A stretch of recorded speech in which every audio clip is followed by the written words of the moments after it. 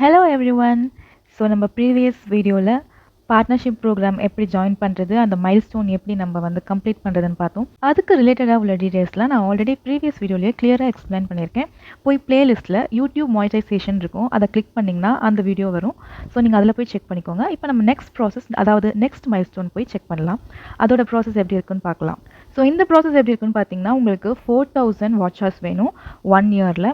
இல்லை அது என்னால் முடியாது, நான் ஷார்ட்ஸ்லேயே வந்து 90 டேஸில் 100 lakhs உங்களால் வர வைக்க முடியும் அப்படின்னா நீங்கள் அதையும் ட்ரை பண்ணலாம்.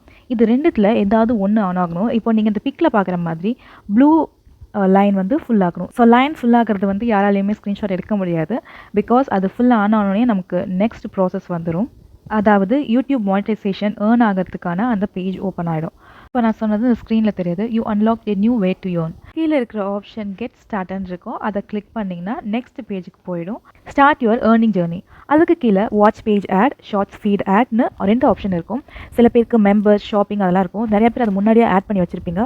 பட் சில பேர் இந்த ப்ராசஸ் ஸ்டார்ட் ஆகிறப்ப தான் அதையும் ஆன் பண்ணுவீங்க. நீங்கள் அதில் டர்ன் ஆன்னு கிளிக் பண்ணிவிட்டு எனேபிள் பண்ணிவிடுங்க.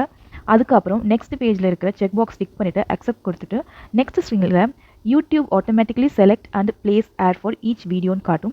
அதில் இருக்கிற ஆப்ஷன் ஃபர்ஸ்ட் ஆப்ஷன் கிளிக் பண்ணிவிட்டு செக் பாக்ஸ் கிளிக் பண்ணிவிட்டு அதுக்கு ஓகே கொடுத்துருங்க. தென் மானிட்டைசேஷன் ப்ராசஸ்க்கு கேட்கும். ஸோ எல்லா வீடியோக்கும் முன்னாடியே இருந்த வீடியோ எல்லாத்துக்குமே மானிட்டைசேஷன் ஆன் ஆகணுமான்னு கேட்கும்.